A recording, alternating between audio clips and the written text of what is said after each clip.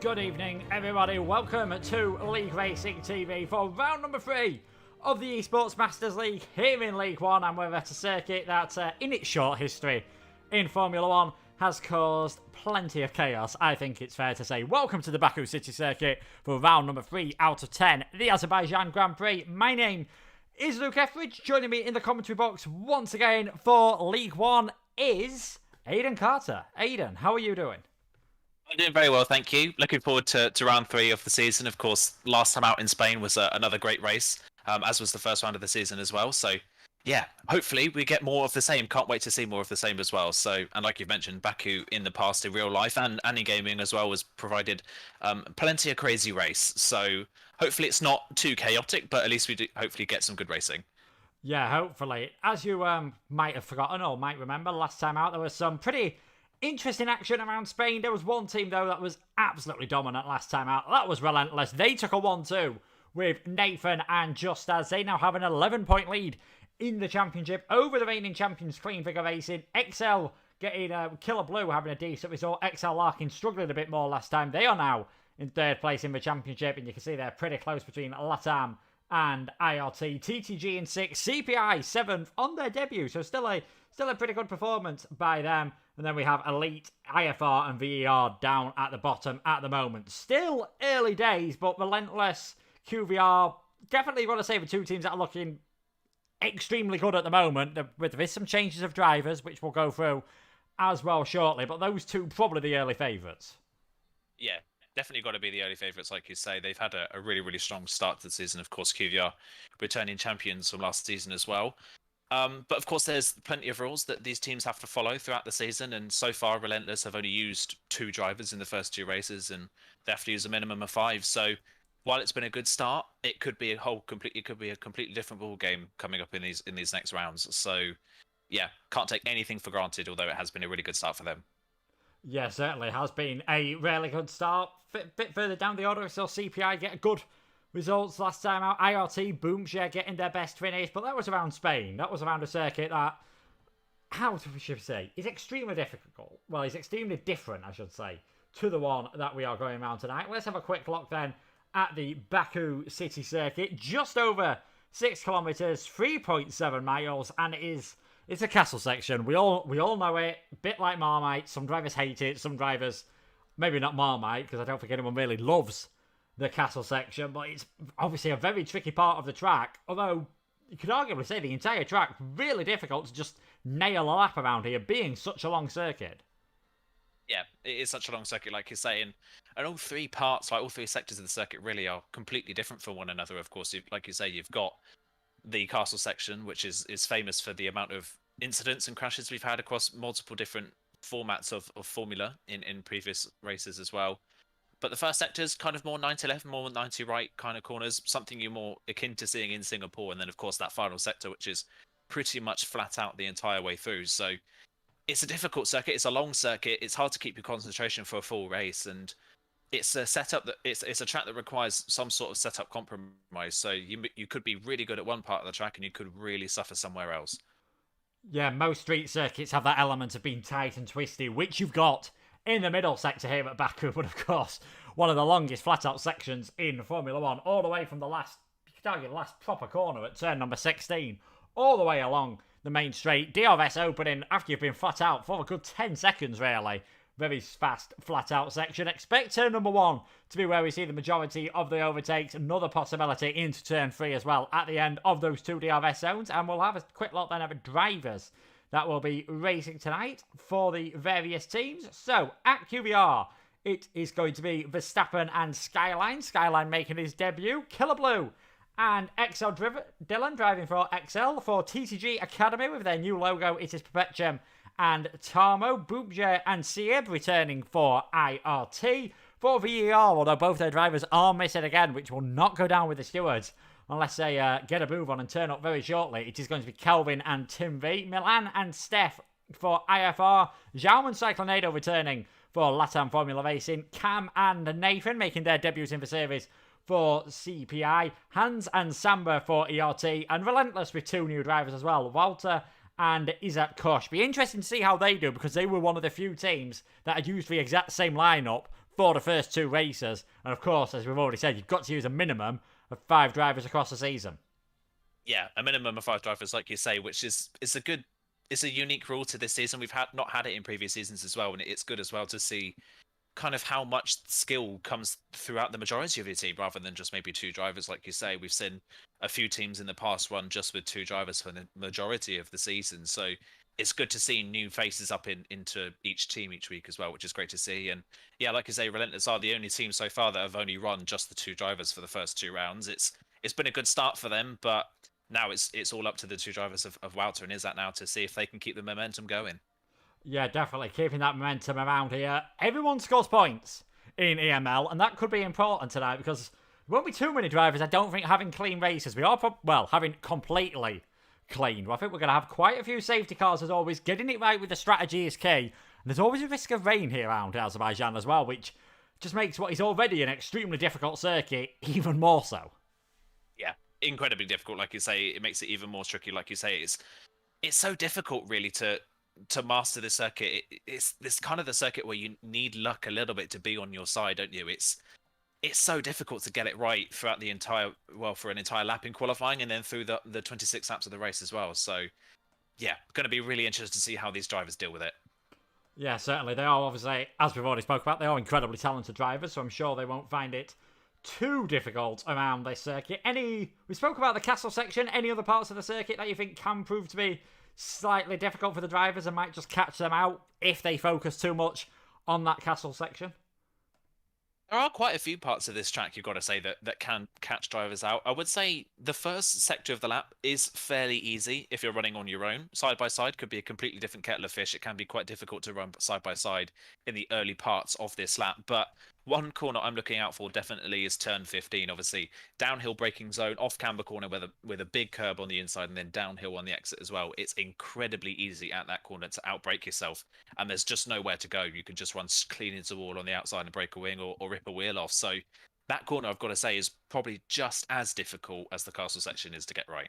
Yeah, certainly. That's always been a corner, I think, to be honest, I've found quite tricky. You do have to cut the curbs quite severely, but you just get it a millimetre too far to the left and you will find yourself flying over that curb and very potentially into the barriers. Good news for all the drivers, though. It is going to be a dry, well, at least a dry start to qualifying. We've got 18 minutes qualifying, 26-lap race. A few cars starting to head out of the pit lane now. Interestingly, that we're seeing cars starting to head out on a set of the medium tyres as well. Maybe trying to see if they can sneak into the top 10 on those mediums, given how close the field is. I think that's going to be very tricky. Yeah, could be very tricky, like you say, but we've already mentioned this track is difficult to master, so if there's ever a track where it could happen through people making mistakes in qualifying, it's probably here, isn't it? We could see quite a few drivers end up losing a wing or a part of a wing or a wheel on their laps, so may as well try it on the mediums, but it's really difficult, especially considering it's a street circuit as well. We know that the grip at a street circuit is much lower than a traditional circuit as well, so it's going to be difficult for these guys, but it's well worth the shot, and the benefit as well could be you save a set of softs for the race if there's possibly a late safety car, which could come very nice in hand, and we've seen it in the past. Safety cars have really shook up orders in races, so could play into their hands later on. Yeah, seems to be a feature on this game that the safety cars come quite late as well. I have noticed that in TTML, the sister league to EML. I've noticed it in other leagues as well. If you are going to have a crash towards the end of a session, there's quite a big chance it will end up in a safety car. So might be one to watch out for when drivers are starting to run around on a bit lighter fuel loads, starting to get maybe just a tad cocky. Could well see some drivers starting to make a few mistakes, and maybe, just maybe, we might see a late safety car. But let's go on board then with QVR Verstappen. Took the victory first time out, a 4th place last time in Spain.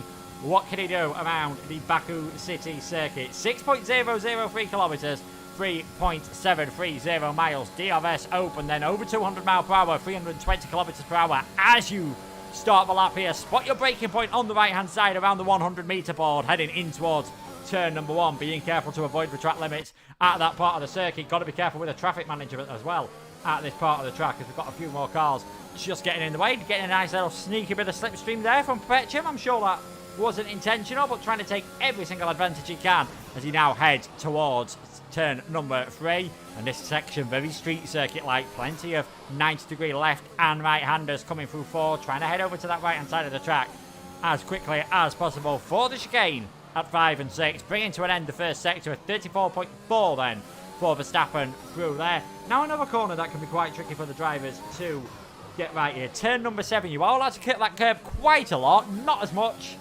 as what we've just seen Verstappen, though. That will get yourself a penalty.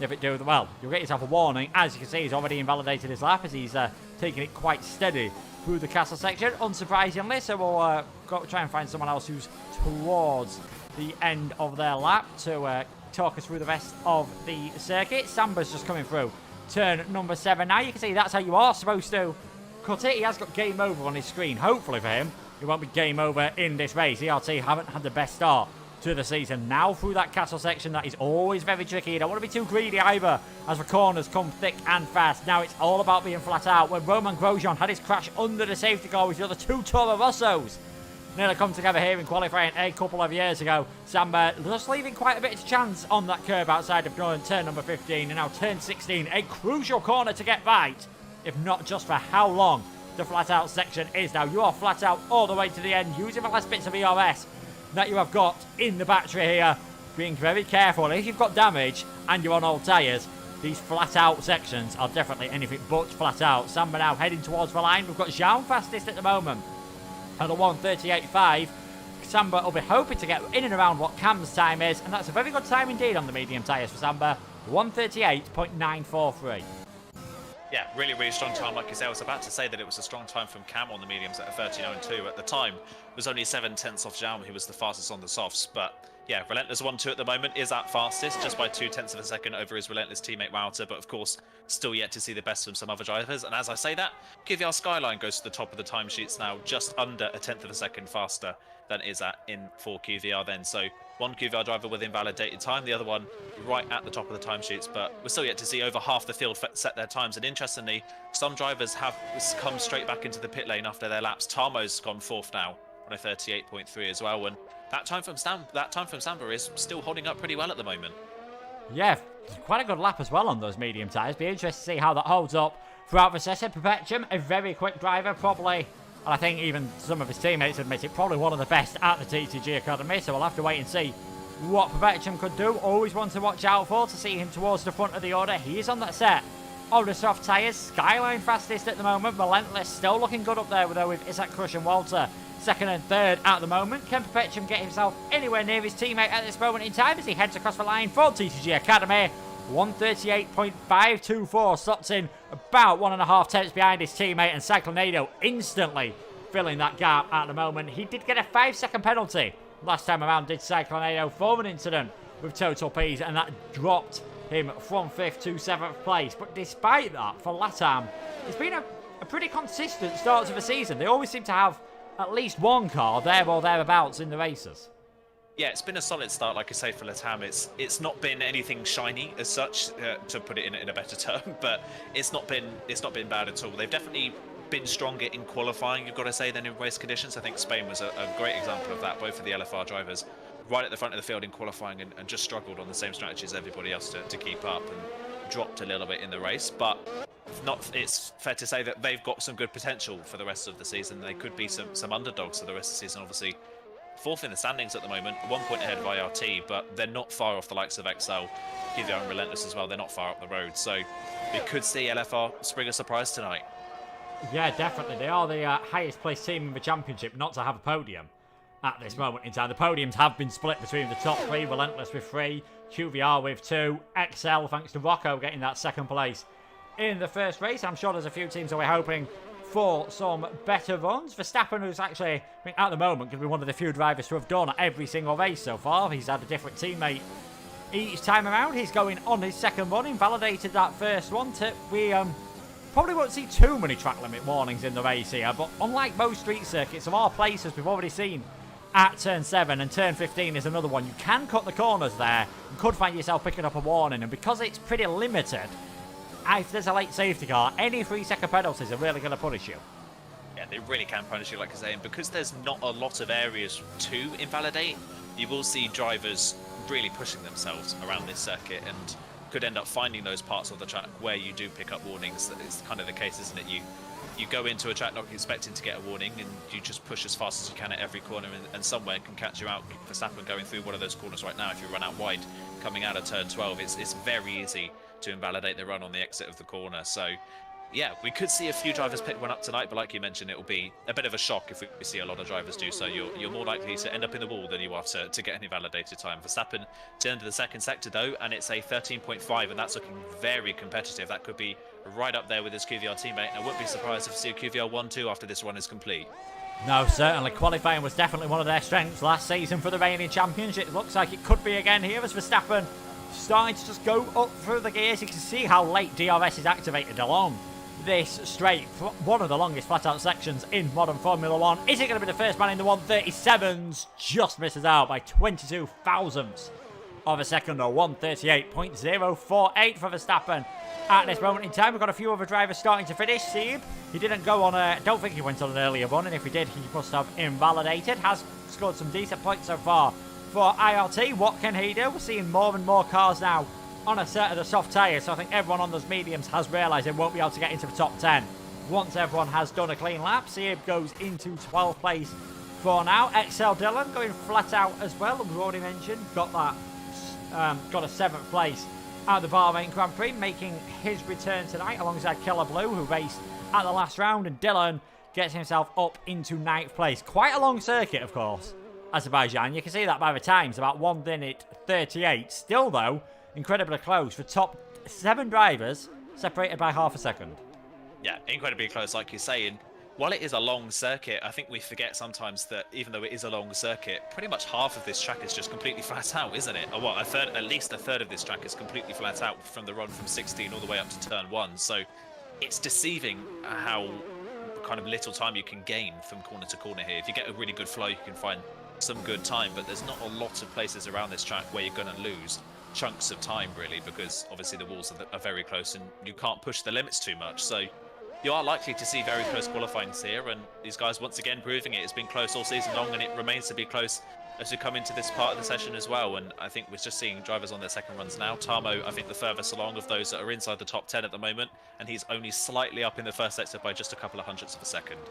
Yeah, Milan in 10th place at the moment. He's pushing incredibly hard through turn 15 and turn 16. I think he did give the wall a slight kiss out of turn number 15, to be perfectly honest, but doesn't seem to have got any damage. He's a quarter of a second up on his best time, so this would put him further into the top 10, as we now see Cam get himself up into 3rd place, getting a long way up the order. Milan heads towards the finish line and heads towards the pit lane. So let's see what Tarmo can do. He's got a yellow flag in front of him. I think that's just one of the LFR cars, perhaps, trying to get out of the way of some of the others. Always something you've got to watch out for. Don't want to get caught in traffic. Could well find yourself getting your team a qualifying ban next time around us. Oh, I think we've had our first victim, perhaps, of one of the corners here. We've got a retirement, and that is Isaac Kush. He is retired. Not sure if that's on track or out in the pits somewhere. That's into turn 8. I was actually just riding on board with Isaac there, going into turn 8, and he just turned in too late. He had a slow first sector. I think was trying to make up for it in the middle part of the lap and just overran the corner and ran straight into the wall. So first driver out of the session, currently 4th at the moment, but we could see him drop down the order as well to crosses the line, and he goes 3rd. We've now got 4 drivers in the 38 flats. Yeah, it's incredibly close at that top part of the order at this moment in time. Still, though, quite a long way to go. Perpetuum's having a really good run here. 3 tenths up through the first sector, which isn't too difficult, to be honest. It's not too many corners. Milan, his run, obviously we did see him go back into the pits. Tarmo's now 7th place. He also abandoned his run, but this is looking like a pretty good lap for his teammate at the moment. 6 minutes to go. It is a QBR 1-2 with Skyline and then Verstappen. Router in 3rd, Cam 4th. Router's teammate, Isaac Kush, is in 5th place, but we might expect him to start getting shuffled down the order as Perpetuum. He's 7 tenths up at the moment. He's absolutely butchered turn number 16. Did lift off, so gets away without invalidating that lap time, but it's not the corner you want to be making a mess of, because you're going to lose so much pace all the way down this straight. Has Perpetuum got enough in hand to maybe become that first driver in the 137s, or did that mistake just cost him a bit too much? Heads across the line. 137.920 for Perpetuum. I get a feeling there was at least another 10th of a second in that lap as well. Yeah, when he whacked the wall as well, coming out of turn 15. I wonder if that had maybe anything to do with him running wide at turn 16, whether he did pick up any slight damage that we can't see. He didn't obviously lose much time down the straight towards the end of the lap, so might be very, very light if that's the case. But yeah, the last 2 proper corners on the lap, he really made a hash of. But There you go, Cyclonado taking full advantage of that, and he goes fastest now by just over 100th of a second, 1100 splitting the top two now. And LFR, we were just talking about them being underdogs, and they're now at the front of the field at the moment. Yeah, they are. Good job from them at the moment. Nathan, he's improving ever so slightly, down on a 138.9 at this moment in time. Nathan heads across the line, 138.700. Top 17 cars now separated by a second, so not bad. Not bad whatsoever. We'll have to wait and see how things are going. A few suggestions in the chat that Fetch might have run wide to get that lap time ever so slightly. He did lose a 10th in the final sector, so I'm not sure if he wanted to gain a bit of extra lap time. Didn't exactly go about it the right way. Most of the drivers, though, have finished their second runs or have attempted their second runs, and it is Cyclonado top at this moment in time. His teammate down in 14th. On previous games, Azerbaijan always was a bit tough on the tyres. Pirelli do use their three softest tyres around this circuit. It was always borderline whether you could get the soft-medium strategy to work or whether you'd have to go for soft-hards. Whatever strategy you do go for, we've already said safety cars could play a big part and could throw that out the window. Will be intriguing, though, to see what drivers go for, especially those outside the top 10. Yeah, really interesting. Like you say, it's a real split of what you can do at this circuit. Like you say, the soft-medium is possible, but you've got to have the setup and you've got to have the pace really for it. Of course, I commentated over at the PSG or VRT event of a couple of weeks ago at Baku, and the undercut for someone pitting at the end of lap 4 for a set of mediums versus the end of lap 6 was around about 5 seconds in just 2 laps. The undercut at this circuit is so powerful that even if you are going to stay out a little bit longer and try the one stop, the pace difference between an older set of softs and a new set of medium tyres could be absolutely massive. So it's interesting to see what drivers do if they think they've got the confidence to get back through the field. If they're going to try a two-stop strategy, if they think they've got the confidence to get back through the field, then they'll probably go for it, because it is technically the faster of the two strategies. But we know from this game and from previous games as well that DRS trains are so common that you could end up queuing onto a back of cars that may be 7 or 8 deep and you just can't get through. Yeah, and unlike quite a few other circuits where there's normally one other corner you can make a move without relying on DRS, there's not too many around this, to be perfectly honest. You've pretty much got to do it on the DRS. Like you said, if you do get stuck in that train, that's going to be very difficult for you indeed. XL, they're currently 3rd in the championship, finding themselves down in 12th and 15th place at this moment in time, so they're clearly, I don't think they're aiming for that alternate strategy, and Killer Blue is within half a second of pole position. I'm sure they'll be hoping for some better runs this time around as we get a lovely view of Baku city centre there. Of course, this circuit bringing in the new with the skyscrapers there, and then the old on the other side through the old castle section, as we'll see what Dylan can do. 2 minutes remaining. Can he get himself any further up the order? I'm surprised, and it might have been happening, but we've not seen it on stream at the moment. Surprised we haven't seen as much teamwork and slipstreaming through that final sector.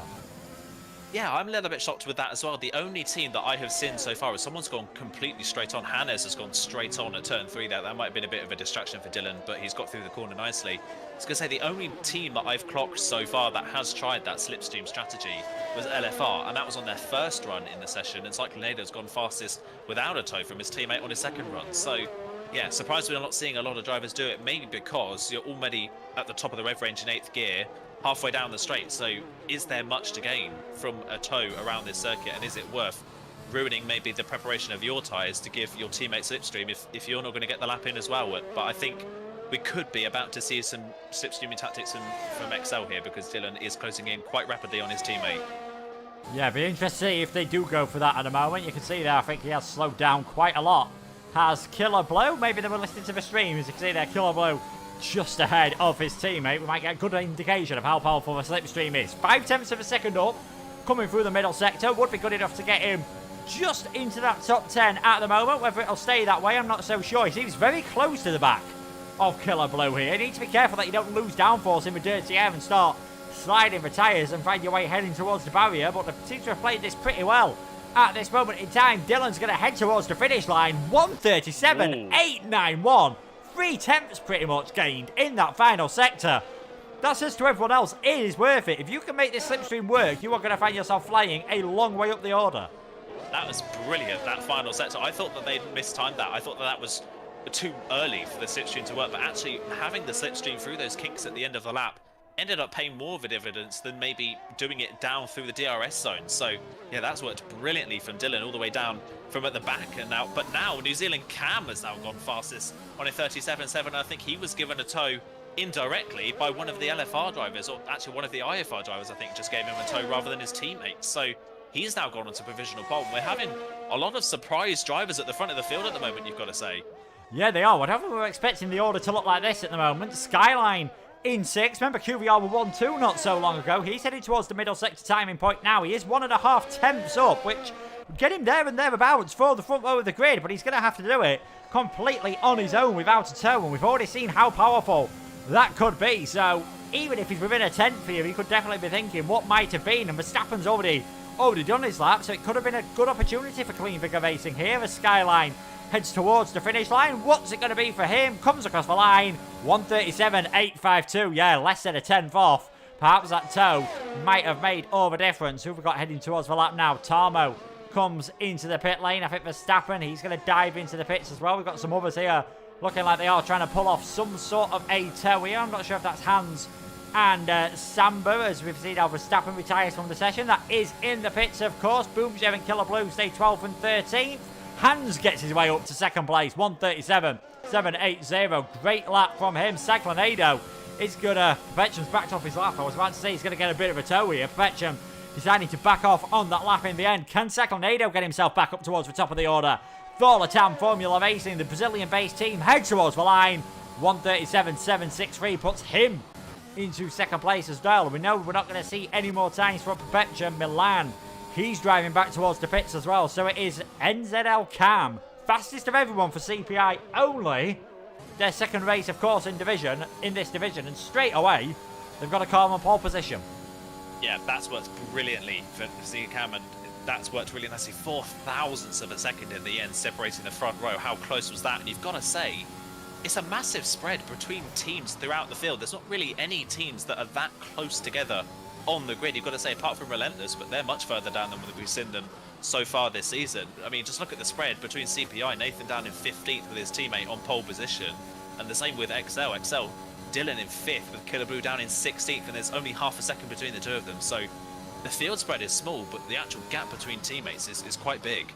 Yeah, I think it's very hard maybe to find two drivers at a Masters around this circuit. Quite a close qualifying, as some have said, but you mentioned it yourself. Few teams might be able to take advantage of that, of course, having one driver on the conventional strategy, one driver on the alternate strategy. Cam takes pole position then, 4 thousandths of a second from Cyclonado. Hans and Skyline, both within a tenth of pole, can't even get onto the front row of the grid. Dylan, 1:37.891, only good enough for 5th in the end. We've got Perfection 6th, Verstappen 7th, Xiaomin 8th, Walter 9th. He is within 2/10ths of a second of pole position, incredibly close at the top of the order. Tarmo is 10th. Isaac Crush had that accident, does start 11th, so perhaps not the worst place to start after having that crash. And then it is Steph, Samba, Boomje, Nathan, Killer Blow, Milan and Seeb rounding out the grid. Even Seeb in last place, only 9/10ths of a second off of pole position.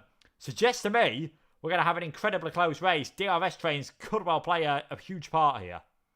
Yeah, definitely could play a big part, like you say, with DRS trains. And I think it's just going to make this race even more unpredictable. I think, obviously, qualifying pace doesn't seem to have as much of a bearing on race pace on this game as we've seen previously, on at least on F1 2020. So it does mean we could see someone completely different jump to the front of the field in race conditions. And with the top 9 within 2/10ths of one another in qualifying, that does mean that all of those drivers are going to be very close. So if someone's going to try that two-slot strategy and try an undercut, we could see someone jump from 8th or 9th in the row up into the lead of the race within just 2 laps. Yeah, certainly. Could work out. If anyone has a fresh set of soft tyres as well, decides to start on that, they're going to be extremely fast at the start of the race. I think it's going to be intriguing as indeed. Relentless championship leaders at the moment. Not their best qualifying, but they have got that perhaps ideal situation. You've got a car in the top 10. They've got Izat Kush, who did have an accident, starting in 11th. He's going to be one to watch out for, because getting 11th early on in the session, of course, missed out on the track evolution. So he's definitely got the pace. Just can he keep it clean? The only driver to have a major accident in that qualifying session.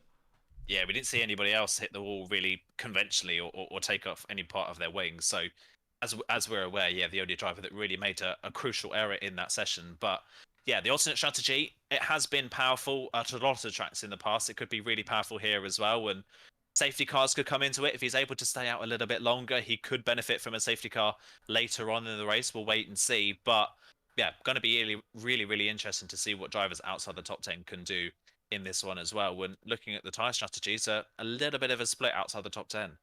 Yeah, there is a little bit of a split on the different tyres here as we get ready for round number 3 of the Esports Masters League here in League 1 around the Baku City circuit. It is the Azerbaijan Grand Prix. Made its debut in 2016 as the European Grand Prix as Nico Rosberg took the victory. His teammate Lewis Hamilton having struggles in qualifying after hitting the wall and struggles in the race as well. He's not the only person to find the wall around the 20 corners around this circuit. 6.003 kilometres for 2 DRS zones into turn 1 and into turn 3, where we'll see the majority of the overtaking. As we take a quick look at the tyres that will be being used, and we've already said it's the 3 softies here, the C3, C4 and the C5 tyres. Don't be surprised if we see all of them getting used across the course of the race. As we take a look at what tyres these drivers have gone for, is that Cushion Boobje going for the soft tyres? They're clearly going aggressive at the start. They want to make some moves in the early laps outside the top 10.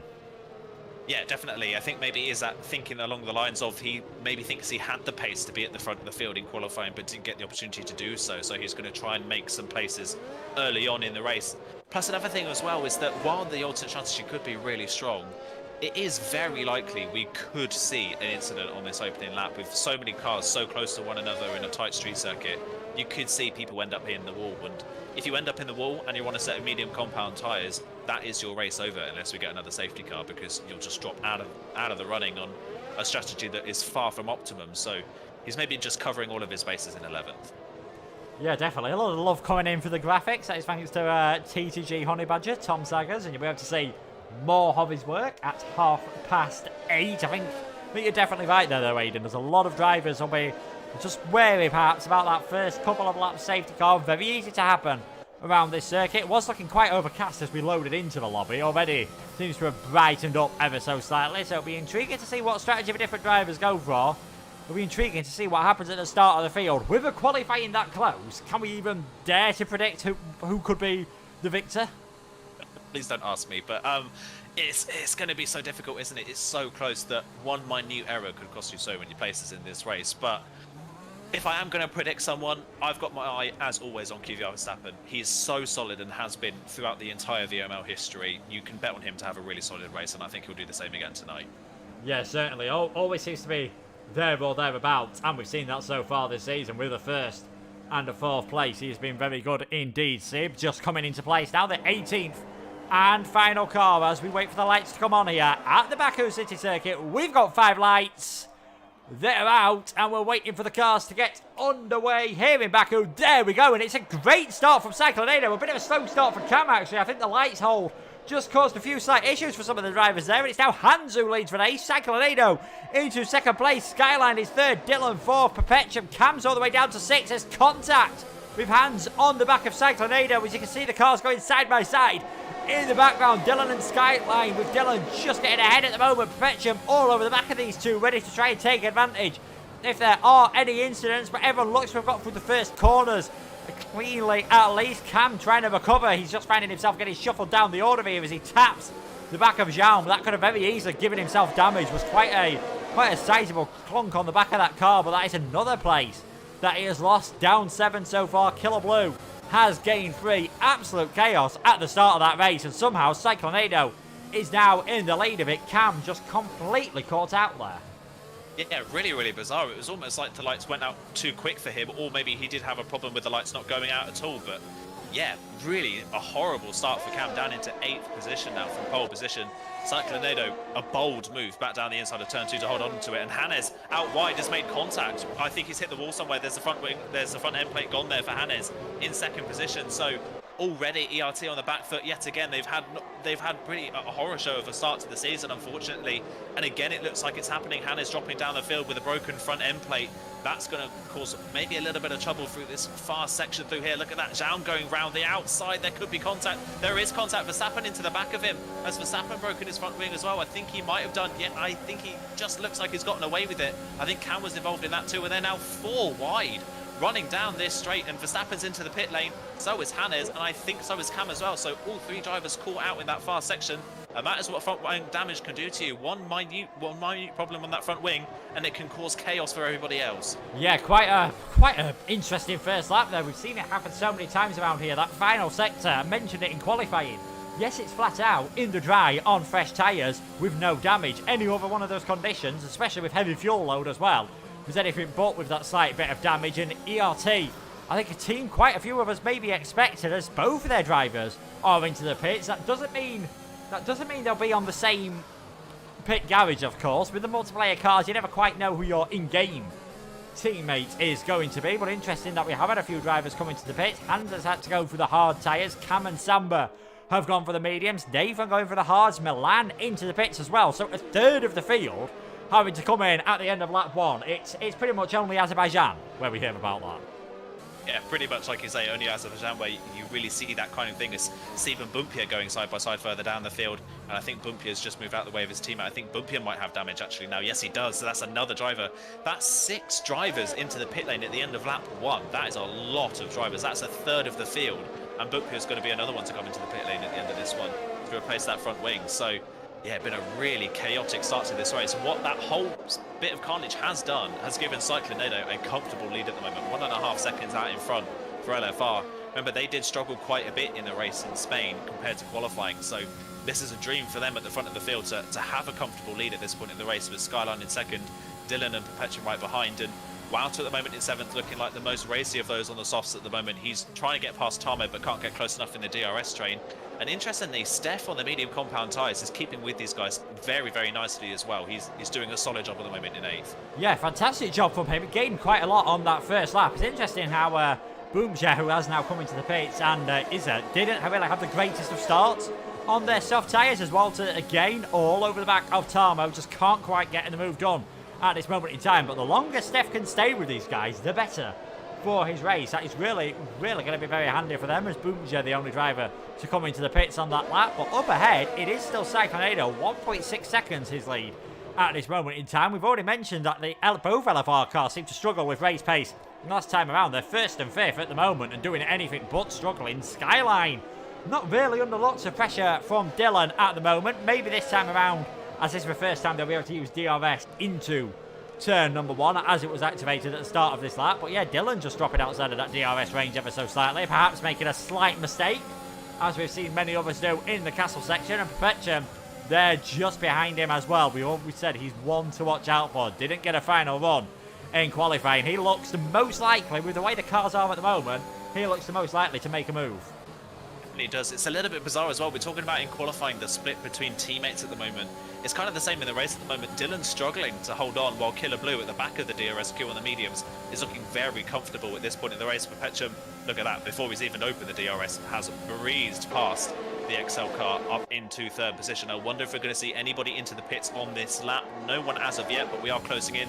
Wouter as well has got the move done on Tamo and is up into 6th position, and that's with both of them having DRS, so maybe Tamo just a little bit slower in a straight line, maybe struggling down that pit straight because of that. So 2 drivers up a position on that lap then, and we're now starting to see those drivers start to move around a bit. Can Perpetuum now bridge the gap between himself and Skyline? Yeah, I think we're trying to do his best to get into DRS, of course, just to try and help him defend. Steph is all over the back of Tamo at this moment in time. Verstappen sets the fastest lap on the mediums, followed by Cam. It shows you straight away how little life you can get out of the soft tyres around this track, as Steph, I thought for a second, was thinking about a move into turn number 5. That would have been a very brave one indeed. We've got 10 cars, well, we've got 9 cars in the DRS train at the front, because Cyclonado's just off ahead of it at the moment. But from 2nd to 10th, all in a train. Especially good news for those on the medium tyres, Steph and Killer Blue. The longer that it stays like that, it is good news for them. Samba on the back of Cam at the moment. ERT 14th and 15th after, well, Hans definitely had a good start to the race. Just that slight bit of damage for a second.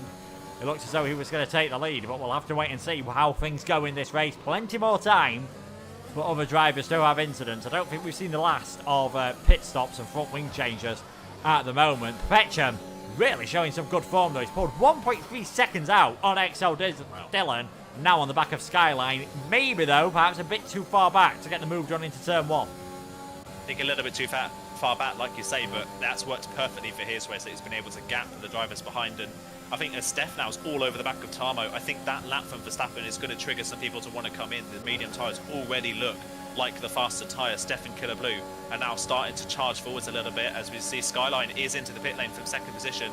And I think as Dylan's overtaken by Zhao, now Zhao gets the move done on Dylan and is up a place. Steph is side by side now with Tarmo, trying to go down the inside of turn 1. But the curb on the inside kind of stops him from doing so. Now, Izat's trying to capitalise down the inside of turn 2. But again, the curb on the inside of turn 2 just puts pay to that for the time being. And now Killer Blue's going to try and capitalise on the mediums behind the relentless driver. Can he get down the inside for turn 3?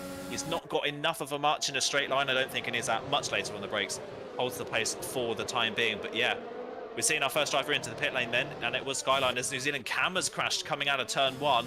Does that trigger a safety car? Yes, it does. That triggers a safety car. And that has played horribly against Skyline here. Skyline could drop right to the back of this queue now.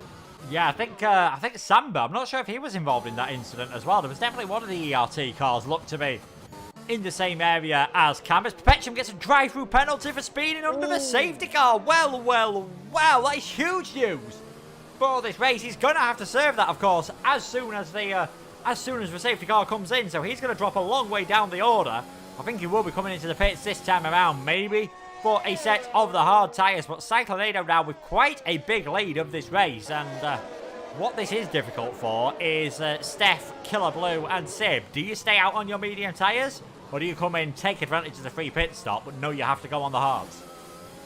It's really difficult, isn't it? I mean, Hannes at the moment is the only driver, well, the only driver apart from Nathan Bumpier at the back that is on the hard compound tyres, and he's dropped so far off the back of Verstappen in just a few laps on those hards. I think it's just proving that the hards, at least at this point in the race in these conditions, don't really have any pace at all. So do you risk it and try and go for that one stop on the hards, or do you try the softs, or try the medium compound tyres? Everybody on the soft tyres is into the pit lane then. We'll see if anybody's held up in the pit lane, if any one of these drivers are teammates with one another. That could really put pay to some people's races if that is the case. Wouter almost thinking about passing Dylan on the way into the pit lane, but wasn't quite close enough to get that one done. And into the pit lane then come then, and it looks like, oh, that's Killer Blue. Killer Blue's been held up behind Wouter there, so Killer Blue came in off of his medium compound tyres and was held in the pit lane. So just as I said, one of his teammates was in front of him, and he's put hard compound tyres on as well, so that's worked horribly for Killer Blue. Yeah, it has. Skyline's actually not lost too much in this. Yes, he's got an extra lap on his medium tyres, but he's come out one place behind Perpetuum, who has a drive-through penalty. So in the end, Skyline pretty much in the same situation that he was. The only driver to not pit so far in this race is LRTV. He's now in the lead of this race. That might not be the, on paper, might not look like the smartest thing to do, but safety cars do quite often breed safety cars, especially around this circuit. So perhaps gambling on the fact that there is going to be a bit of a late to safety car where we could put a set of the hard tyres on, or maybe even go for a two-stop. We've got Sib leading the race, Cyclonado on a set of the hard tyres. Perpetuum, he'll be clearing out of the way fairly soon afterwards. Could be one to watch to see how those LFR drivers do on the hard tyres, and Tarmo as well. And very aggressive strategy from Steph. Whether he intentionally went for the soft tyres, I'm not so sure. Or is he considering going for the two-stop? Well, he's now going to have to go for the two-stop, but I do wonder whether that was intentional from the IFR driver. I imagine it would be at this point in the race. I think he's just gone for the soft compound tyres, trying to make the impact now, maybe get up to the front of the queue, and then if there is another safety car, he can pit from the front of the queue, at least in that sense.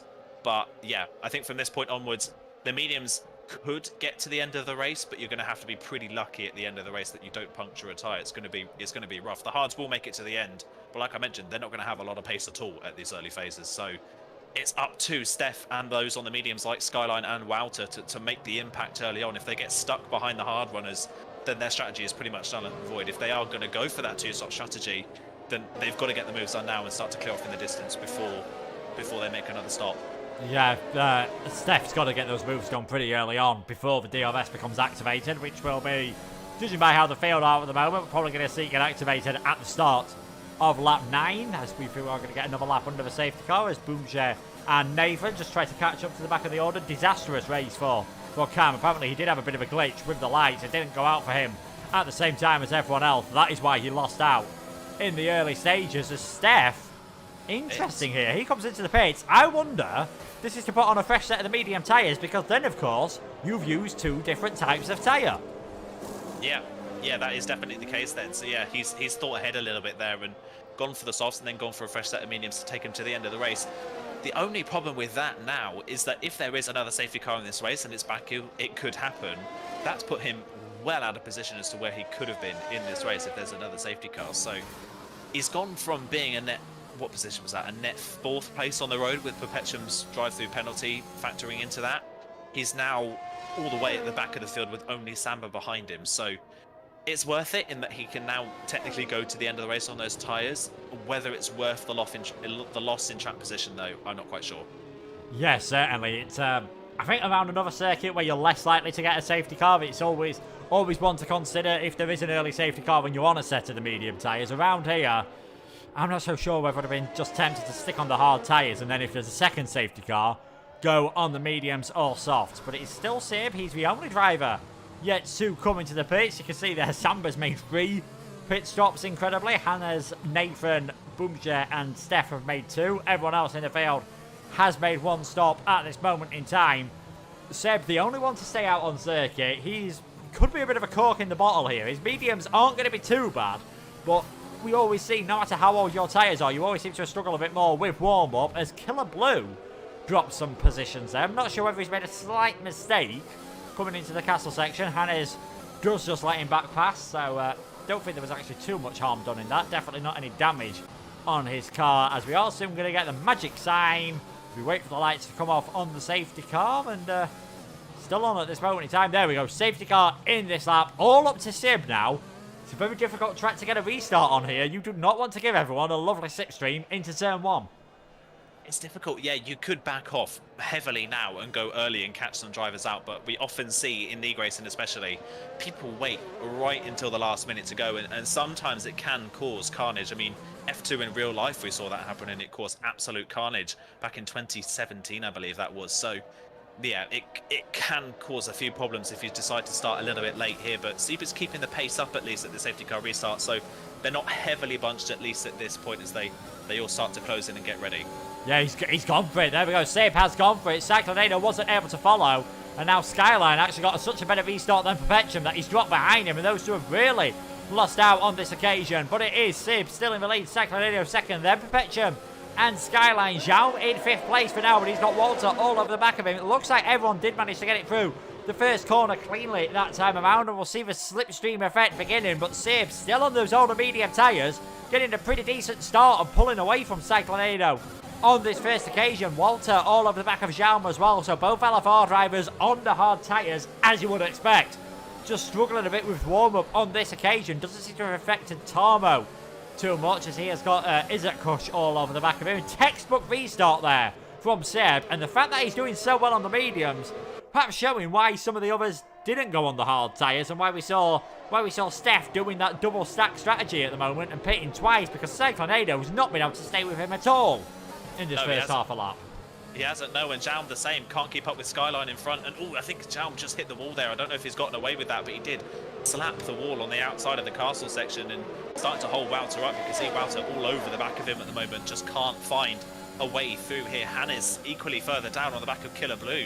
It's just all over the back of the XL car, but can't find a way through as of yet. We'll see whether we see, well, Perpetuum should be into the pit lane at the end of this lap to serve his drive-through penalty. Do we see Skyline be close enough to Cyclonado on the next lap to have a run? This time around he won't be. Wouter could be on the back of Jaume if he's got enough ERS usage left. And Jaume, big understeer there through turn 19. Wouter could have the run here on the back of the Latam driver down towards turn 1. Perpetuum moving off to the left-hand side to show he's coming into the pit lane. Hannes has got the move done on Killer Blue further down as well. And here comes Wouter around the outside of the Latam driver up towards turn 1. Does the Latam driver fight into the corner? He keeps it down the inside. There's ever so slight side pod contact, but Wouter clean around the outside of turn 1. Gets that move done. He uses the power of those medium tyres, and he's managed to get past one of the hard runners for the time being. That's crucial for his race.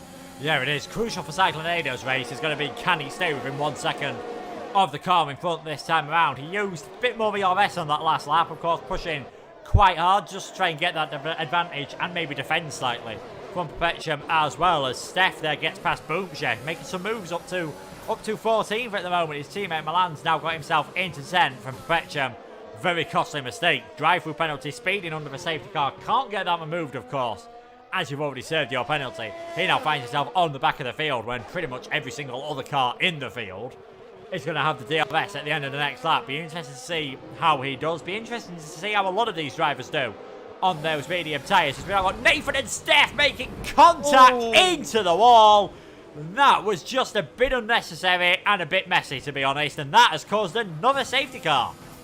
Another safety car, yeah, and that might work quite nicely for some of these hard runners. Do they decide to pit at the end of this lap? It'll be interesting to see what they decide to do, but yeah, that was unnecessary, wasn't it? I think Nathan had got the move back on Steph down at turn 7, and Steph, I think for some reason, just tried to hang it around the outside of the castle section. That was never going to work. He was never going to have the corner. He needed to back out of it. He didn't, and he ended up in the wall. So we're down one CPI driver. We're now down another IFR driver. So 2 drivers out of this race in the castle section that time around for Steph. And yeah, just an error, an unforced error, really. Didn't need to make that mistake, but he did. Yeah, certainly causing that accident. I'll see whether it's caused any damage for Nathan as well, because he did clip the wall straight after Lesty. His manager said Nathan is our only hope. Probably one of the worst timing I've ever seen, and one of the biggest curses I've ever seen. It makes a change for it not to be me. We are seeing some drivers coming to the pits now. A couple of hard runners coming in. That is Tarmo and Killer Brew. Perpetuum's going to go on a fresh set of the medium tyres as well. And Seab coming out on a fresh set of the hards, of course. This is what he, in a way, this is what he was hoping would happen. Another safety car to allow him to get that free pit stop. And don't know whether it's worked out for him too much, because every single safety car is going to make those mediums just last that tiny bit longer and not going to be as much of a problem getting them to the end. I think if you're Verstappen and Milan, you are still going to be nervous, though, about getting these mediums right to the end of the race. Yeah, definitely. I think Steve was maybe hoping that the safety car would have come probably 5 or 6 laps later, and he could have thought about putting the soft compound tyres on and coming back through the field. I'm not surprised we saw Tarmo, Perpetuum and Killer Blue as well. Perpetuum obviously already out of the running, may as well put a fresh set of tyres on. Tarmo was struggling a bit on the hards, as was Killer Blue as well, so not surprised to see them in for a set of medium tyres. But yeah, Sieb's hope in this race now is that the likes of Verstappen and Milan struggle to get to the end of the race. Like you say, they're the only 2 that pitted very early on in this race that are still going on that set of tyres. And 7th and 8th at the moment, right in the middle of the field. They could be a real cork in the bottle. Yeah, I think after this safety car, we might just see them dropping back ever so slightly. And I think, again, those, 3 cars that are on the hard tyres, we've seen Sieb do it. But out of those that did go for the hards after the first safety car, it was only the LFR drivers, Saclanado and Jaum, that decided to stay out there. I'm slightly surprised that they didn't maybe just think about pitting Jaum, going for a fresh set of mediums and trying something different with one of the cars. You might sacrifice track position, but you're probably going to be a bit faster. Obviously, once the safety car comes in, you want to have dropped right down to the back of the order. Would have only dropped down to, I think, 14th in the end, and you'd have those fresher set of mediums. And I think they're probably going to struggle more on these restart than those around them. Yeah, it definitely does look like it, didn't it? The hard runners didn't get going very well at the last safety car restart, and now Cyclonator has to control the restart, so it could be even more difficult now for LFR here. This is a massive opening now for Skyline and Walter. If they can get the move done on Cyclonator, they can start to pull away and then think about managing their tyres towards the end of this race. And like you mentioned, the safety car will have massively helped the medium runners on their tyre wear. So Skyline, Walter, Izat and Dylan really as well, and Hannes and Bumpier should be safe to the end of the race on those medium tyres now with the second safety car. So they can now start to think a bit more as Sieber's come into the pit lane again. I think he's done exactly the same thing as what we saw earlier on from, I can't remember who that was now. I think it was Steph, obviously, before Steph had that crash. He's come in and is going to put another set of medium tyres on, so he's technically run a second set of tyres, and he can now run on a slightly faster compound.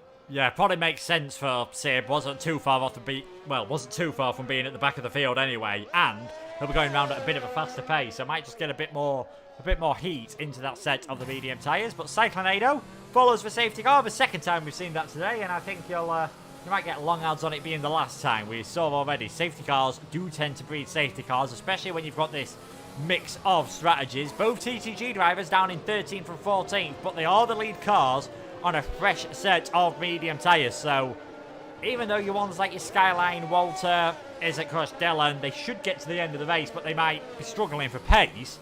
You'd expect Tarmo, Perpetuum and Killer Blue and Sib to be quick right until the end. These different strategies are going to make it a very interesting final 15 laps, hopefully all under green flag conditions. Yeah, like you say, hopefully all under green flag, and it'll be good to see where they can come through. I mean, we've already seen both TTG drivers are very fast in this race. We've not really seen the best from Killer Blue so far. We know he's fast from previous rounds and other leagues that he's in as well. He's just kind of been stuck in the middle of the queue at the moment and not really been able to use that speed. So be interesting to see what he can do as well, and it'll be crucial for TTG's championship as well. They've not had a strong start to the season, really. In fact, no TTG driver, I think, has finished inside the top 10 yet this season. So they're looking for their first top 10 result of the season so far. So, yeah, they need something on the board to get them up to the front of the field. Yeah, and for a team that was sort of challenging towards the front of the field alongside QVR and XL last time around, they're second and third in this championship. TTG find themselves in 6th place at the moment, not too far ahead of CPI, who had only done one race, of course, before tonight. But the safety car is coming in this lap. It is now up to Cyclonado on those hard tyres to try and get some traction out of them anytime soon down this long straight. And Skyline, who we thought had pitted just a lap too early in the end when that safety car came out, we thought it was going to backfire for him, might find himself in a very good position extremely soon indeed. Cyclonado leaving it a bit later than Seb to put the hammer down. There he goes for it. It looks like Skyline, obviously with the reaction, won't be able to go with him straight away. And pretty spaced out between those drivers. Dylan all over the back of Isaac Kush. We are back to green flag action then. Lap 12 out of 26 here. Dylan and Verstappen getting pretty close to each other. In the background, you've got Boobshe not too far on the back of Hades. Perpetuum and Tarmo battling with each other. And now Killer Blue's trying to go all the way around the outside of Tarmo. He's going to have the outside line for turn number 2. So I'm not sure he's going to be able to pull this move off. But they're still racing side by side. A bit of wheel banging between them. And now Sib, he's going to get himself involved. Tarmo holds off from Killer Blue. In the end, Sib down the inside for turn number 3. And he's just finding his path blocked ever so slightly by Tarmo and Perpetuum. So not a lot of changes at the front of the field. Plenty of action at the back as Sib thinks about one down the inside. But that was only going to lead to you losing your front wing. Not a lot of change at the front, like we said. Cyclonado still holding on to that lead. Still holding on to the lead, like you say, but only just. Look how close Skyline is to the back of him at the moment. Only 2.5 tenths between the two of them as they head into the castle section. Everyone makes it through nicely this time around by the looks of things, at least inside the top 10. Yeah, no position changes as it stands, but Skyline really now has to use that advantage of the medium tyres while those hards are still getting back up to proper temperature. He really needs to make them work now and get this move done. As further down, Perpetuum continues his march forwards. It's now past Nathan and up into 12th place. So already Perpetuum is up 2 places and is staring at the back of the top 10. Yeah, I think like we said, you've got to try and make your moves before the DRS gets enabled, because we're just going to see a really long DRS train once again. And I think we're going to see a move for the leader of this race. And Skyline, he's got the car in front of him. Cyclonado using a lot of ERS at this moment in time. And Skyline also as well exhausting his battery supplies here. Which one's it going to be leading? Coming out of turn number 1, we've got Cyclonado on the inside. Skyline's going to have to do it all the way around the outside on the medium tyres. He's still hanging on in there. There's a bit of wheel banging, a bit of handshaking at each other, but it looks like for now Cyclonado is just going to stay ahead. Skyline's gone deep there, and Walter says thank you very much, I'll take 2nd place. That's beautiful. That's worked beautifully for Walter, hasn't it? Good defence from Cyclonado. Strong defence, and Skyline just outbreaking himself in the process, dropping down a place. And at the same time, Izat managed to do the same, tried the same move around the outside of Jaum and pulled the move off. So Izat's up into 4th place, Jaum down into 5th. The hards at this point in the race just not working at the moment, are they? They're just not providing a lot of grip, and now it's Walter's turn to try and have a run at the lead of this race. And you can see Cyclonado just sliding about through these corners, just not got any traction at the moment. He seems to be finding the higher speed stuff, but as soon as he gets to a traction zone, the car just doesn't seem to move. Yeah, perhaps maybe needed to do a few burnouts towards the end of that safety car period to heat up those rear tyres, of course. We see the drivers doing plenty of weaving, but that has more of an effect on the fronts, if we're being perfectly honest. But he's held on to the lead. Fair play to him. It did get a bit touchy between himself and Skyline, but didn't see anything that looked too overly aggressive as it gets very close to the wall there. And it's just been pointed out by Total Peace. It didn't have the best qualifying, but you've got Walter and Isaac Kush 2nd and 4th all of a sudden for Relentless, and it could well very shortly be 1st and 4th. Yeah, could very well. Like I say, Wouter getting a good run through turn 19. He's going to put himself on the inside. So he's gone around the outside of 20 and has put himself on the inside for 21. And this one looks like a much easier move. Is Skyline going to try and capitalize as well? He's using some ERS to get closer, but he can't quite get to Cyclonator for turn 1. Wouter really late on the brakes into turn 1. Almost a little bit too late, but just about gets away with it. Wouter then down the inside of turn 1 gets the move done, but what that has done is given Cyclonator DRS, but Cyclonator again just not getting the run out of the corner, and here comes Skyline to the outside towards turn 3. Can he get the move done this time around the outside? He's going to duck back to the inside and go really late on the brakes down the inside. Can he get the move done? Cyclonator trying to hold it around the outside. There's more contact between the two of them. Cyclonator going to try and hold it down the inside of turn 4. There's yet more contact between Skyline, and this time around they lag through each other, so Skyline is going to hold the position of second place because he's been ghosted, unfortunately, because of that. And there's a yellow flag further back, and that's for Samba. No, that's for Sieb, sorry, who's had a spin at the back of the field. Yeah, Sieb having a spin on the back of the field. So those have gone for the that medium strategy with the one lap on a different tyre. It just doesn't seem to have worked out for them all of a sudden. But yeah, Skyline and Cyclonator were battling quite hard there. Apologies if you saw something that can't be shown before the water set. So F1 cars trying to make themselves a mini Formula car on screen there, but Skyline comes out ahead. Cyclonator in third. They've dropped plenty of time now though to Walter, who has broken that DRS. Also further back we saw Milan and Hans getting pretty close together with Verstappen. Milan in 7th for now, Hannes in 8th place as he's trying to make his way up the order, of course, because Milan and Verstappen are on those older mediums, so they definitely need to do some tyre saving. We've now got Kush on the back of Cyclonator, who will have the DRS this time around. Will Cyclonator, he is quite a long way back, so might not get too much benefit from the slipstream either. And Kush, I don't think it's going to be quite close enough into turn 1. He is using plenty of his ERS this time around. In the end, will stay behind. Dylan thinks about one down the inside of Jaume. Quite a late move from the XL driver. Fair play to Jaume. He has given him space, but I think we are going to see Dylan take 5th place here down the inside into turn number 2. He gets that position, and Milan, he'll be able to capitalise on that as well. We've also seen Perpetuum get his way ahead of Verstappen. Oh, big contact between Milan and Jaume. Jaume there, I think, just moved across on Milan. I'm not sure if there was a bit of desync, but massive contact between the two of them. Somehow not leading to a retirement, but it has led to a safety car. Oh, yeah, just on board with Jaume there, and with Milan during that. And yeah, you're exactly right. Jaume just moving across still. I think he thought he was clear of the IFR driver who was dropping back in a straight line.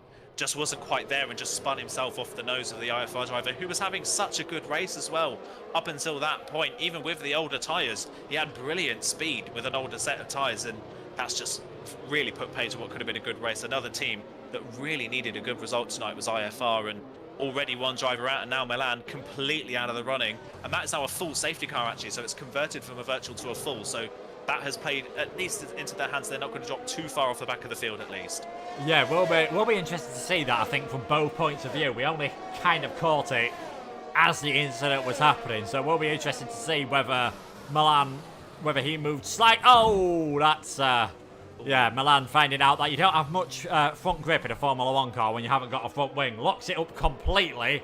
Does lose a couple of places, but hey, at least he'll be able to get his tyres changed and the front wing changed under this safety car. We have got our third safety car of this race. Now, are we going to see any drivers coming to the pits? Maybe someone like Verstappen might think about throwing on a set of soft tyres to get himself towards the end of the race. I don't think, well, actually, we have got Cyclonados coming to the pits to get rid of those hards. That's a surprise, if I'm completely honest, that Cyclonado's come in. He's come in for a set of, that is soft compound tyres for Cyclonado. Wow, he's going really aggressive then for this part. For Verstappen, I'm not surprised. They're very old medium tyres. He was already struggling at this point in the race, so he may as well do something different. Cyclonado then is going to come out in 10th place on a set of soft compound tyres. I'm surprised he's gone for that, to be honest, because the gap in pace between the hards and the mediums, it wasn't massive, and it was only going to get smaller as the race went on. So surprised that he's given up that third place on the road to put a set of soft compound tyres on. But we've already seen that carnage can happen and will happen, and just to prove that, Perpetuum and Tarmo are already back up into 6th and 7th. They're looking very good, of course. Those mediums, they'll heat up slightly quicker than those ahead of them after this safety car, and on those cars behind them. This is definitely going to be something to watch. Nathan's come back into the pits and had to put on a slightly older set of mediums. 2 laps, not really going to make too much different, but it's only himself and Verstappen who made that pit stop under the third safety car. here, and we've still got 10 and a bit laps to go. We could well get ourselves a 4th safety car, ladies and gentlemen. They're the only 2 who have gone for the medium tyres. Seclinado and then Sib, Milan, Samba and Jaume all going for a set of the soft tyres. Gonna have to make some moves before the DRS gets activated. We've said this so many times. Those DRS trains are going to make it difficult to overtake, and I think that's why we're seeing a few drivers get their elbows out. They know they're running out of time to get the moves done. They know how tough it can be if the car in front of you's got DRS as well. Yeah, it can be really tough, like you say, and people are starting to get a bit more aggressive as the race goes on, knowing that they can't make the moves in the traditional sense, like you say, but that's now less and less people that are on those medium tyres. It's whittling down at the moment. It's a lot of drivers are transferring strategies as the race goes on. Now it's Wouter, so it's our 3rd different driver to lead away at a safety car restart then, which should be at the end of the next lap. He'll be the next one to try it, so we'll see when he decides to go this time around. The only difference, of course, this is the first driver that won't be on an older, really different set of tyres to the drivers around him. Steve, first time around, of course, hadn't pitted, and that last time around it was slightly later on the hard. So we'll see more of a traditional restart, I would say, this time around, with the majority of the drivers inside all of the drivers inside the top 5 on pretty similar levels of tyre wear.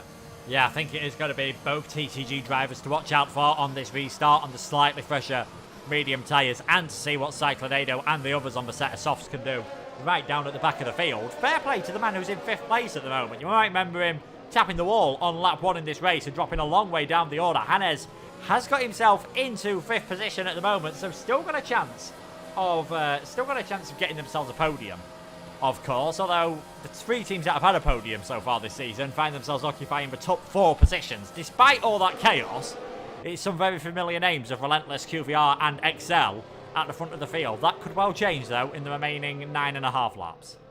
Yeah, definitely can. I think it already has so far, and we'd be more wants to bet against it happening again, wouldn't we? But yeah, familiar names at the top of the scoreboard, like you say. But in terms of team names, it's the same. But in terms of actual drivers, it's a little bit different, isn't it? We're not seeing Verstappen at the front. Verstappen's not had the cleanest of races, of course.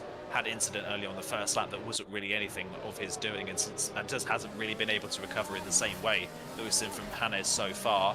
Dylan, of course, has raced once this season, but it was, I believe, only a 7th place finish for him at Bahrain, which is a solid drive, but not anything like we've seen so far from him tonight. Of course, Relentless with 2 completely new drivers up in the top 3, and Skyline as well, a new driver as well for QVR. So, yeah, same teams, but different drivers, and the different drivers are still pulling in the good results for the teams.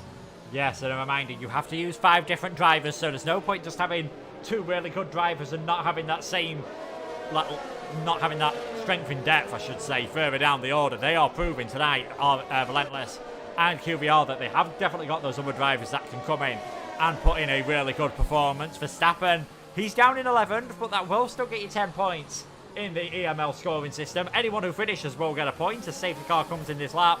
I'd watch out for him. If he could stay with Cyclonado earlier on, he might be able to follow him through the field as the mediums of the older cars start wearing off, and could definitely be one to watch out for. Quite a big gap in the field here for Perpetuum on the back of Hannes. He's a long way off the order. Whether he's trying to get some late little bit of heat on his tyres, we'll have to see how things go. But it is going to be Walter leading us away. Both leaders so far have had a very good restart, and they've gone round about where this Rolex sign is on the start-finish straight. Seems like Walter, he's leaving it a bit later, perhaps a bit more what we expected to be doing, and there we go, not too much later. He is off and away then. We're about to get the final 9 laps of action here. Dylan, he's had a good restart all over the back of Is It Kush at this moment in time, and Perpetuum on the back of Hannes as well. Down the inside goes Perpetuum, round the outside goes Dylan. We can see the 2 battles on screen here at the moment, and which one's going to come out on top? Is It Kush stays in 3rd place, still Perpetuum and Hannes are battling. A bit more ERS usage from the TTG driver. Cyclonado's already got himself up to 7th place. He's had a fantastic restart on that set of the soft tyres. Killer Blue there, all over the back of Tarmo as well, who's now going to try and chuck his nose down the inside of Cyclonado. Almost catches the wall, does catch the back of the LFR man. So much action happening on that restart, as we expected. They know they've got to get the moves done. No change in the top 4, though. It's still Walter. Well, there was a change in the top 4, sorry, I believe. Is It Kush did stay in 3rd, sorry. Dylan did stay in 4th place, so they stayed the same. Perpetuum worked his way up the order. Cyclonado had an absolutely fantastic restart. Yeah, brilliant restart for Cycling Edo. Really helped by the fact that Tamo was really sluggish at that restart. Perpetuum hanging back, got a jump on the drivers in front, and it worked out quite nicely. But Hannes is already trying to come back at the TTG driver down towards 50. This is a unconventional move, and they've made contact. And Perpetuum's into the wall, and he's lost his front wing. Cycling Edo trying to go around the outside, and all the carnage has put himself in the wall. We've got another spinner. That was Sieb that spun in the process as well. Jowls hit the wall and has retired. Bumpier's retired as well. Utter carnage at the top of the hill at turn 15, and that is our 4th safety car. That move was never on into turn 15. Hannes trying his hardest to get back into 5th position, darted down the inside at the kink before 15, and basically put Perpetuum in the wall, and from then on the rest was history. No one could avoid it. Yeah, I'd hate to be a steward in League One at the end of tonight. I am a steward in League One. I better get myself some coffee on, because I think there's going to be quite a few steward reports. We are seeing drivers come in. Hannes with damage, of course. Everyone, I think, who's not got damage is staying out there on the circuit, so there could be quite a few double stacks going on here as well. Cycling Edo, perhaps one of the biggest losers in that. Oh, he is getting held like crazy here, having to wait for Perpetuum's teammate to leave. This has caused all sorts of issues for these drivers, but it's Hannes 8th place at the moment. Samba in 9th on a slightly older set of the soft tyres. This, yeah, it's not been the cleanest of races, I think it's fair to say, which we expected around Azerbaijan, but the drivers, there's been some aggressive driving. Yeah, it's fair to say there's been some aggressive driving, like you say, and yeah, I would not be surprised if there was a big penalty coming Hannes' way for that move. Inside of 14 to 15. I get you want the track position, it's vital, you want to get as good a result as you can for your team, but a move down the inside of 14 up towards 15 is never on. I mean, Perpetuum had already got the move done earlier on in the lap as well and had the speed, and yeah, down the inside of 14 there's not enough room. Perpetuum in the wall, and then basically the car parked across the track. It's just other people just reacting terribly. Cycling Edo trying to get around the outside of the incident before the incident reached the corner, where he ended up in the wall at the very same time that Perpetuum was. So Cycling Edo just got squished in an incident that wasn't his fault, and then everybody else spun and hit the wall in reaction. So yeah, I wouldn't be surprised if Hannes is going to have a massive penalty slapped on him there. And Elite Racing Team's season, they had such a good qualifying round to get into League One, and then since that qualifying round it's been a bit of a horror show for them. Yeah, Hannes is the first driver to get himself a 3-second time penalty. He might get that removed, as he didn't have any front wing at the time, but he might get himself another one added on for that contact. We'll have to wait and see. Steward's office does, of course, close at the end of the day. He's not come out too bad in all of that, to be honest. He is in 8th place. He does have that penalty. His teammate behind him, Samba, didn't have a fresh set of soft tyres, so he might find himself struggling. You know what? Cycling Edo, he was 10th at the last restart. He could still get himself a good result out of this. Yeah, he definitely could. He could get a good result. Like I say, he's so lucky to get away with not being out of the race at turn 15. Really lucky to get away with it. I think he'll be counting his lucky stars after this one. Same though can't be said about his teammate. I didn't quite see what happened to his teammate, but him and Bumpier, I think, clearly made contact in avoidance of the incident. They made contact with each other and then ended up having their own crash down at 15, which I don't think you can really put any blame on anyone for that kind of incident. It's just one of those unfortunate things, really, isn't it? And Latam, such a good first half of the race, it's kind of fallen apart for them ever since that third safety car, and Cycling Edo, now it's all up to him to try and get the points with two, well, point-hungry ERT drivers right in front of him. Yeah, they're both, we're still looking like ERT's going to have their best race of the season so far before any stewards' inquiries. Tarmo managed to get away unscathed and all that, so he's the lead car on the fresher medium tyres. Verstappen's the only car on the freshest medium tyres, and of course all the cars behind him are on the soft. So Verstappen, he could still be, he's going to find himself under big pressure from the cars behind, admittedly. But those front few drivers are going to find this very tricky on this restart to just get any heat into them. As soon as you start losing the tread, you start losing grip, of course, but once the tyres cool down, it's always more difficult to generate that heat, which is why you see so often those on old tyres really struggling after a safety car. Yeah, can definitely see it, like you say, and of course it's such a long run into turn one that if you go early, all the temperature that you've built up in your tyres is pretty much gone by the time you hit the brakes for turn one. So you often see a lot of drivers making mistakes in the braking zones for 1 and 2, which is kind of what led to the start of that carnage, unfortunately, on that lap. So yeah, it's likely that could be the case, and the soft runners could really capitalise from that as well. I will say, I would love to see an onboard of Killer Blue and Verstappen's POV of that incident, because I do not have the foggiest idea of how they made that through that incident without any damage. Yeah, I think the ghosting system giveth and the ghosting system taketh away, I think, with a few of the drivers in that incident. Killer Blue and Verstappen, like you said, very lucky, perhaps indeed. They might even say a bit of skillful to try and get themselves in the right place at the right time. But the safety car is in, and I can say for the final time this lap, Bernd Mailander can go put his feet up and get himself a well-earned rest. He's been leading this race longer than any other driver combined at this moment in time. But it is now up to Walter for the second time to get this restart away. Skyline behind him again, so maybe might be a bit wiser to where the restart is going to happen. We'll have to wait and see here. 6 laps remaining at the end of this land. Walter just these front two trying to get away at this moment in time. And as long as you don't break, Carsley, you can pretty much do anything else on a safety car restart. And there you go. He has gone. He has really caught Skyline out on this occasion. And Isaac Kush and Dylan are battling pretty close side by side once again. So we are back to green flag racing. All sorts of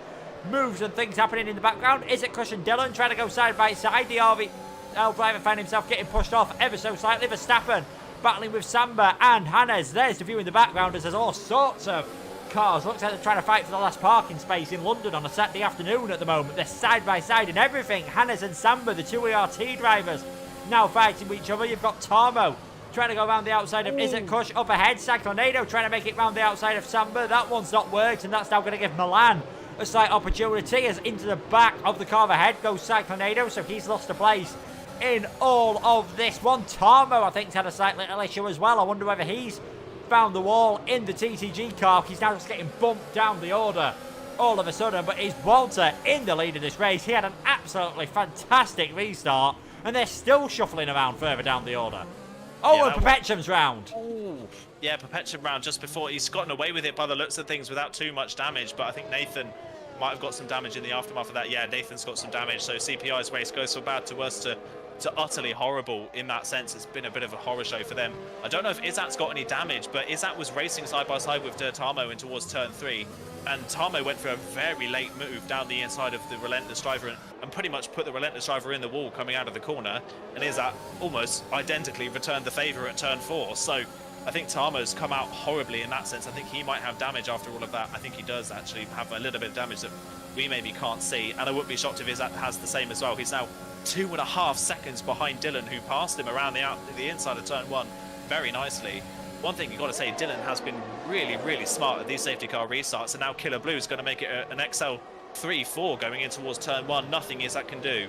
Yeah, nothing Izzat can do. Hannah's now battling with Verstappen, trying to use those soft tyres. Samba, Milan trying to get involved with all of this as well. Nathan's coming to their pits as Hannah's still down the inside of Verstappen at this moment in time, who's going to try and hold on there. He's going to try and get this all the way around the outside. Can't see any visible damage on Izzat Kush's car, but we didn't see any on Tarmo's car. We know what this game's like when you've got very mild front wing damage. Much, much worse than when you had it on previous F1 games, but it looks like that time around, I was about to say they go through cleanly. Milan just gives the wall a tiny little kiss coming out of turn number 5. I think, though, he will have got away with that one.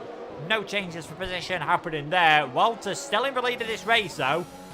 Fuel usage, we know, is going to be no worry whatsoever. A lot of them have got quite a few ERS at this moment in time. We've seen some of those lower down, perhaps, use up quite a bit. This could all be done on the DRS, of course, and Skyline versus Walter. Dylan up there as well. Three-way battle for the lead, unless we see any more carnage. Yeah, unless you see any more carnage, like you're saying, it could work quite nicely. As again, Hannes into the back of Izzat now at turn 15. Again, Hannes going for a move at turn 15 that was never on, and he's put another car in the wall. And Izzat trying to dive it down the inside of 16. That was never going to work. And again, I think Izzat, just like with Tarmo, got far too aggressive in the corner afterwards, almost trying to return the favour, and has cost himself a good result in the end. He could have had DRS down there straight back on Hannes. He's thrown that away and is down to 13th place with a broken front wing now. He's probably going to have to come into the pit lane and will finish last of all the runners. As it stands, that is a horror show for Izzat when it was looking like a podium finish for him. And that has really split the field up now. Killer Blue completely on his own in 4th, and Hannes, again, another dive bomb move at 15 that doesn't work, and he puts another car in the wall. Samba's absolutely sent it down the inside at turn 2, and with that extra grip on Verstappen, he's got the move done. Fair play to him. Verstappen and Milan are now battling for 7th and 8th position further down the field here. We've got Milan there sending it down the inside into turn number 3. They're making a bit of contact with the two of them, and Verstappen finds himself using 2 places in the space of 2 corners all of a sudden. But ERT are now in 5th and 6th place. They've been involved in plenty of action in this race, and I think they're going to have some talking to do with the stewards with some of these moves that have happened. They might be the victim in some, they might be the suspect in others. 4 laps to go though. Walter's still in the lead of this race at the moment, 6 tenths ahead of Skyline, who himself is 7 tenths ahead of Dylan. If you're Dylan, do you just hang back from these two and wait for something to happen? We know how tough it is to make a move when you're the 3rd car in this straight. Yeah, you've got to hope that something happens in front, don't you? Because at this point in the race, he won't have enough of an advantage to be able to close in on the drivers in front. And of all of the top 3, Wouter's actually the one with the most ERS. So that proves at this point that Wouter is saving a little bit of something for the end of this race. Skyline just doesn't seem to be close enough to be able to challenge Wouter in terms of raw speed, and likewise Dylan as well. He'll be hoping that Skyline can get a bit closer, but as it stands, that doesn't look like it's going to happen. Further down though, Hannah's going for another move. This time around should be a much cleaner move coming up towards turn 1. He'll have the DRS as well around the outside up towards turn 1. Killer Blue can't fight it, but Killer Blue I think knows that Hannes has that penalty, so he's not going to fight it too hard. As Milan now up into 6th, and he's on a good recovery after his incident earlier on in the race. Yeah, those moves, he makes some moves up the order. Petcham trying to go round the outside of Sieb as well, trying to get himself back into the top 10. Before TTG at one bit, we're going to be the team that were looking really good out of all this. All of a sudden, Excel in 3rd and 5th, putting in a very solid performance indeed. That's Petcham up into 10th. Tarmo drops down into 12th place. Milan gets ahead of Samba, and the other ERT car of Hannes gets ahead of Killer Blue, like you said, perhaps knowing that he doesn't have a penalty, although Killer Blue fought quite a bit hard at the early part of the straight. The DRS made it was very difficult. I think he knows he can just stay in contact with him at this moment in time and get a very handy 4th position. Back towards the front though, Skyline, Walter able to keep that gap at about 6-7 tenths of a second, and from what we've seen so far, that's just too far away, even on a straight the length of we've got here in Baku. That is too far away to be able to get an advantage. Jonas, Perpetuum and Cyclonado were swapping position there. Not quite sure what's happened, but Cyclonado is in 9th place and Perpetuum in 10th. May well have been a tiny bit of DC. Walter, I think, is trying to use some of his ERS here. He's nearly broke that 1 second window, which is bad news for Skyline. A, he won't be able to attack the Relentless driver, and B, if he does lose that DRS, he'll come under a lot more pressure from Dylan. Yeah, it definitely looks like it. I think Wouters is thinking that he'd rather the 2 behind fight each other than come at him. So if he can break that DRS, like you say, that would be massive. And Skyline's out of ERS completely compared to Wouter, who's just started derating down the straight. Dylan now has the most and has DRS now. Skyline did not get DRS, so that's worked really nicely for Wouter coming onto lap 25. It means he's not going to be under a lot of pressure, and the 2 drivers behind can start to fight. We were just talking though about Killer Blue looking at a 4th. What Hannes has done, passing Killer Blue, has left him vulnerable to the soft runners behind, and now Milan looks like he could be on for a 4th place finish here.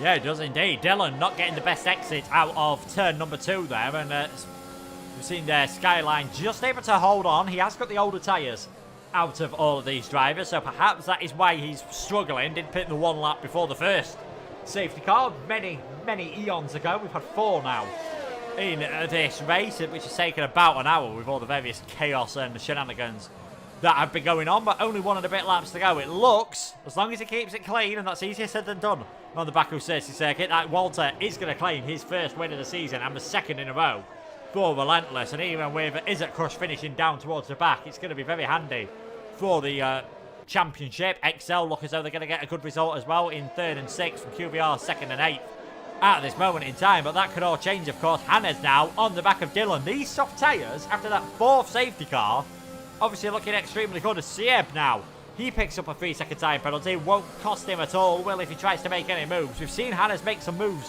early on. Dylan might have to watch out for here, because a potential 3rd place on track could well be heading away from him.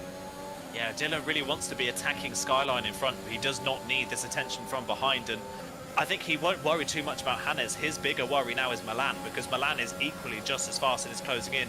Dylan now in the DRS tracks of Skyline. Is he close enough to have a run at Skyline in towards turn 1? He's using his ERS. He's got the DRS open. It's going to be close in towards the braking zone. He's gone for the inside line. Can he get the move done? Yes, he can. And Hannes as well, late on the brakes down the inside, is going to make it 2 places drop for Skyline. And now Skyline could be the one that... Skyline here could end up losing a podium position here, because Milan is right behind and closing in fast as well. So QVR here could end up without any driver on the podium, as now here comes Hannes on the back of Dylan for 2nd place on the road. Is he going to think about a move? not quite in towards turn 3. He's not close enough. Skyline can't re-attack either, but now Milan all over the back of the QVR driver. Yeah, but Waves are going to get the move done. It's all going to be about a bit like Lance Stroll and Valtteri Bottas, I think, in 2017. Just a straight drag race towards the finish line. We've got this fantastic on-track battle for second place. Skyline taps the inside of the wall there at turn number 5 and 6. I'm not sure whether he got a bit of assistance from Milan as well, but did just clip the wall. Seems to have got away without any damage. I think Dylan almost went a bit too deep there into turn number 7. Hannes couldn't quite get the move. Oh, there's been... I think there was just a bit of lag there on my screen. I thought there'd been a bit of contact. Thankfully, that hasn't happened, but you've got all that chaos happening. A man who's not had to worry about any of that for the final few laps of this race. Walter just heading through turn number 15 for the final time. He had to cope with 2 safety car restarts and handled them absolutely expertly, as you can still see Milan and Skyline getting very close together in the background. It is going to be a straightforward, in the end, victory for Walter as he heads round the final couple of corners. It's going to be another victory for Relentless, the second of the season, as Dylan out of the race. Dylan out of the race, coming through the final corners. Unbelievable. I can't look at Milan here as well, side by side with Skyline. Is he going to nick it on the line? I think he might. Milan down the inside. Oh, he doesn't get it, but I think on track he did. It did look like Milan had that position on track at least. Skyline's got it in terms of position on time, but it looked like Milan had that position on track, and Perpetuum somehow has ended up in 4th place. What a crazy end to that race that was. And Dylan, I don't know if there was contact, whether that was on his own. We saw he might have hit the wall through the castle section. He's now ended up crashing completely on his own through turn 20, and that's him completely out of the running. Yeah, well. What was looking like, well, we said again, XL were looking like they're on a good result. They ended up with 5th and nothing. Absolutely gutting there for Dylan. It is Walter who took the victory, though. Skyline is noted down as second. I have seen there be a bit of lag on this game, so we'll have to wait and see if anything happens with that. And it is a 3rd place for Milan. IFR getting a pretty good result there, and maybe perhaps quite well so. IFR Milan getting the driver of the day. I mean, in real life, Azerbaijan has either been a really dull race or absolute carnage. I don't think they've ever hit that levels of absolute carnage, though, what we've seen here tonight. No, I don't think so either. That is probably one of the most chaotic races I've commentated on in a while. That was crazy from start to finish. 4 safety cars. At no point did we know really who was going to win this race. For the last half of the race, though, it did look like it was Wouter's race to lose, really, didn't it? From both safety car restarts, he had the pace as well. So he was kind of the only driver today that managed to avoid any sort of carnage. Yeah, certainly. That's sometimes the name of the game, especially around a street circuit. It is a victory then for Walter on his debut. Skyline, good performance for him to take second place. Milan from 17th, the back row of the grid in the end, manages to get himself a podium. Perpetuum in 4th despite 4 pit stops. Killer Blue 5th. Hannes in 6th place. Verstappen 7th. Samba takes 8th. Both ERT cars in the top 10. Tarmo 9th. Cyclonado, what could have been for him, led for quite a long way. Looked pretty good on that first set of soft tyres. After the 4th safety car, though, couldn't have that same impact. He finishes 10th. Seb 11th. Nathan and Isaac crushed the final finishers. Dylan we saw retire on the final lap. Boomshare, Jaume, Steph, Cam. The rest of the retirements from what was a absolutely bonkers Azerbaijan Grand Prix. Yeah, absolute carnage as well. And I think I'm just looking through, I think just a little bit of insider information. By the sounds of what happened to Dylan, I think Dylan might have got a puncture running into turn 19 on the final lap. Of course, he made that stop for the medium tyres early on in the race. If that is the case, that is so unlucky for Dylan that he would lose a podium position in that sense. Yeah, like you said, extremely unlucky, and that suggests to me he must have got that puncture at something like 75%, because there was many safety cars that helped those on the medium tyres, and maybe it was only because of them safety cars that we didn't see many more punctures across the field. Possibly the case, yeah. And if that is a puncture for Dylan, how close were the rest of the medium runners to getting a puncture? Or was Dylan just running a more aggressive setup in that sense? It's hard to say, but yeah, I feel sorry for Dylan there. He was having such a strong race for XL. XL as a team were having a strong race as well, and it looked like it could have been a net points game for them compared to QVR and Relentless in the championship. And that incident at the very end of the race is going to stop them from doing so. Yeah, obviously such a shame for them. Quite unlucky indeed, but that happens in racing in a season as short as this, though. Can't really afford too many retirements. Next time around, 4 weeks' time, we will be at the Le Castellet, Paul Ricard, for the French Grand Prix. Apart from this year, in real life, not normally known as the most interesting races. Another circuit, though, where tyre wear is very marginal. Don't be surprised if we see a few Pirellis popping in 4 weeks' time. Yeah, definitely the case. Like you say, it's a difficult circuit in terms of strategy. We've been to a lot of tracks so far this season where that has been the case. But yeah, it's going to be really interesting to see how that one pans out. Obviously, shouldn't be as chaotic as tonight because the track obviously has about 20 miles of runoff on each side of the circuit. But either way, it's a great circuit, great for racing, strategy as well. So it's going to hopefully be another classic. Hopefully it will, and hopefully we'll see another classic tonight in EML Premier with James Head and Mike Edwards. That stream should just be starting now in the Premier Division. There's TTML action, of course, for final race of Season 5 for the top 3 divisions tomorrow night and the bottom 2 divisions on Friday night. And, of course, make sure to check out BNL and CWC as well on the League Racing TV channel. But thank you, everyone, for watching what was a absolutely manic race. It's so much happened going on that we've probably missed some of it in our review of the race. But a familiar finish. Relentless, taking a victory, looking brilliantly in their debut season. Can they carry it on in 4 weeks' time at the French Grand Prix?